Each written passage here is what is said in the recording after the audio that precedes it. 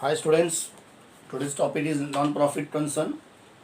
We are continuing the next up to 4 problem we have completed. We are continuing the 5th problem today. Page number 117. It is an unsolved problem. Bharti Tala Kendra from Solapur and the following information given 31st March 2018 and income expenditure account we have to prepare and with balance sheet also. But here it is written only prepare income expenditure account, not the balance sheet. So never mind, we can start it out. It is a very easy problem. First of all, receipt and payment आपको problem में दिया है. Then two balance brought down, cash in and cash advance will not come. Then first of all we have to prepare income expenditure account. So we can write here income and expenditure account for the year ended 31st March 2018.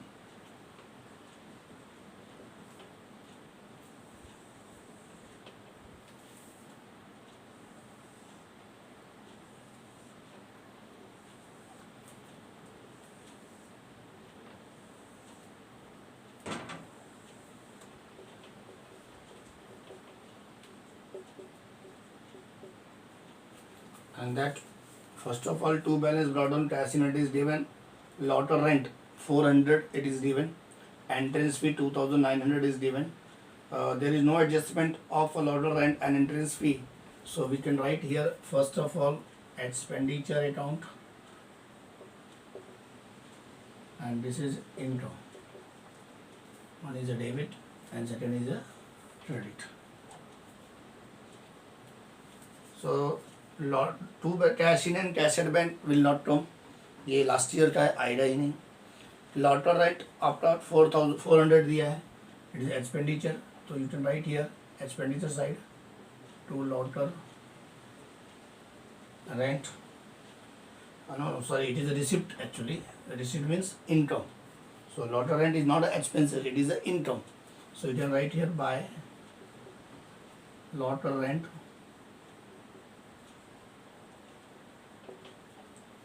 it's 400, write 400 here.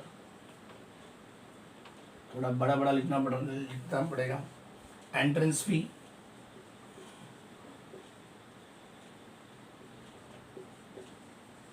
It is given 2900.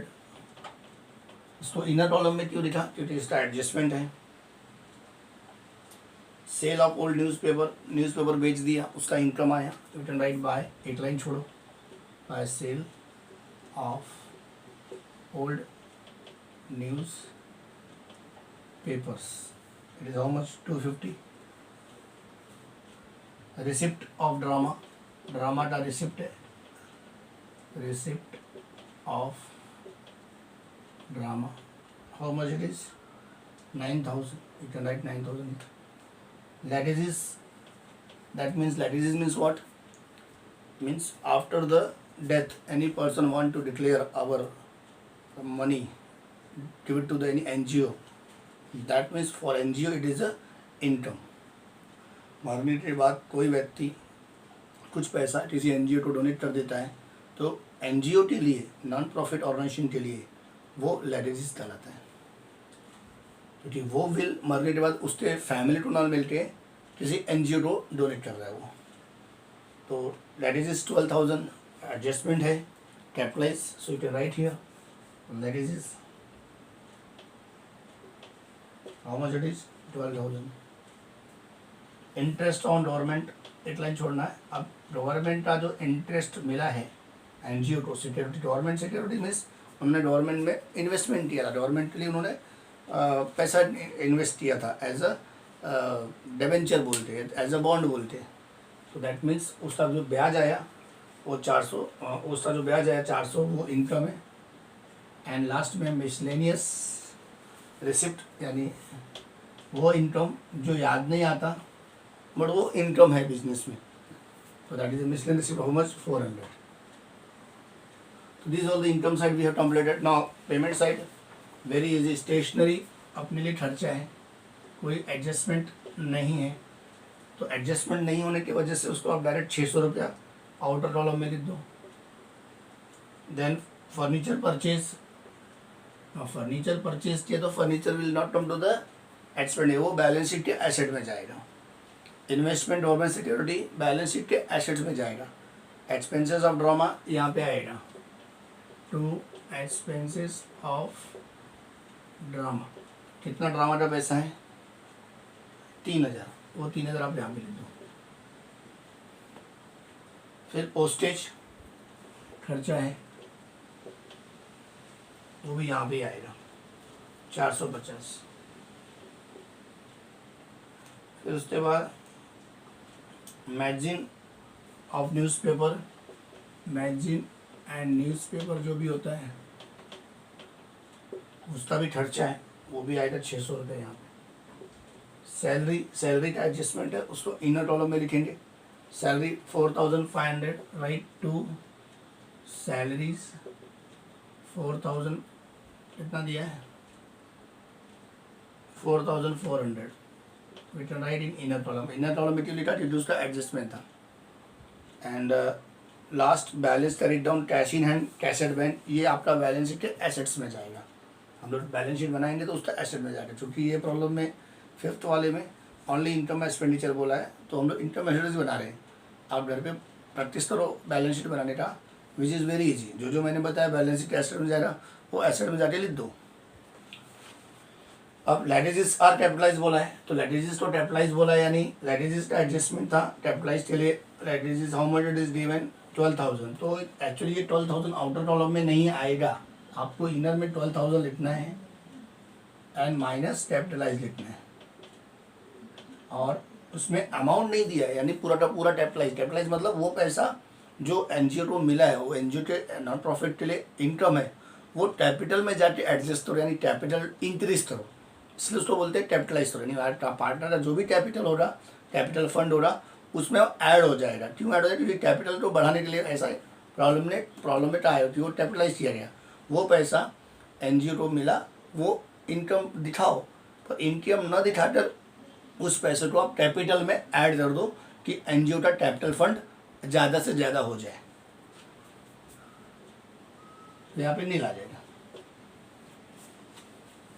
Outstanding salary 200 रुपया दिया है adjustment में, तो outstanding salary plus outstanding salary आप यहाँ पे करो। इसका दूसरा इफेक्ट आपको कैपिटल फंड में प्लस करना है बैलेंस शीट लायबिलिटी में। किसका? लाइटेजेस का। जो मैंने ये प्लस किया, ये फर्स्ट इफेक्ट है। Second effect balance sheet liability में कैपिटल फंड में ऐड करना है। आउटस्टैंडिंग सैलरी 200 है, तो 200 4600 हो जाएगा, और 200 रुपये बैलेंस शीट के लायबिलिटी साइड में। जो बैलेंस शीट बनाता है उसमें लायबिलिटी में लिखना है outstanding salary. And then 50% entrance fee capitalize बोला है, तो एंट्रेंस फी कैपिटलाइज 50% बोला है कैपिटलाइज, तो 50% 2900 का आधा, 2000 का आधा 1950, यानी 1450, तो 1450 आउटर में आ जाएगा। ये फर्स्ट इफेक्ट हुआ। सेकेंड इफेक्ट फिर कैपिटलाइज का है, तो दैट मीन्स एंट्रेंस फी में जाके आपको बैलेंस शीट के लायबिलिटी में शो करना है। तो ये आपको पूरा एडजस्टमेंट अभी मैंने बता दिया। अब आप दोनों साइड टोटल करो, और उसका सरप्लस आएगा 2650, वो भी कैपिटल फंड में जाके ऐड होगा, और बाद में उसको टोटल कर दो, आपका बैलेंस शीट टैली हो जाएगा। तो 5th problem we have completed here. 6117, या फिर कोई सॉल्व प्रॉब्लम जैसा मुझे अच्छा लगेगा, सॉल्व या अनसॉल्व प्रॉब्लम मैं एक आपको नेक्स्ट लेक्चर में बताऊंगा। So please keep touch with your study, और any doubt please ask me. आज का होमवर्क है, टुडेज होमवर्क, ये प्रॉब्लम जो मैंने बताया, question number 5th, you have to draw, solve and find out the surplus only income expenditure and send in your WhatsApp group. आपका जो standard का बीके का व्हाट्सएप ग्रुप है, उसमें मुझे भेज दो फॉर अटेंडेंस के लिए। So thank you very much. और नेक्स्ट वीक में हो सकता है, अभी तक कोई ऑफिशियल आया नहीं है फीस भरने के लिए, बट 11th का प्रॉस्पेक्टस, 11th एडमिशन के लिए लॉगिन करने के लिए 6 तारीख को ग्रुप पे इन्फॉर्मेशन है। आपके आजू बाजू में कॉमर्स के, साइंस के, आर्ट्स के या MCVC के जितने भी स्टूडेंट होंगे, उन सबको एडमिशन के लिए अपने कॉलेज में लेने के लिए स्टार्ट करो। 6 तारीख से एडमिशन चालू हो रहा है। कॉलेज नहीं जाना है, घर के बाहर नहीं जाना है, सब ऑनलाइन प्रोसेस रहेगा, आपको लिंक दिया जाएगा, उस लिंक से आपका सारा काम होगा। तो घर पे ही रहना है, कॉलेज नहीं जाना है, पर 6 तारीख से कॉलेज का एडमिशन चालू होगा। ये आप आजू बाजू जो 10वीं पास हुए हैं उनको कॉलेज में एडमिशन के लिए चाहिए, बोलो। और आप लोग का जो 12th का एडमिशन का फ़ीस है, या किसी 11th का बच्चे का 11th का फ़ीस बाकी है, किसी का 12th का जो भरना है, इसके बारे में भी इंफॉर्मेशन आपको मिलेगी। और जब मिलेगी उस हिसाब से आपको काम करना है। फ़िलहाल अभी आपको घर में ही रहना है और स्टे एट होम, कहीं आना जाना नहीं है। Thank you.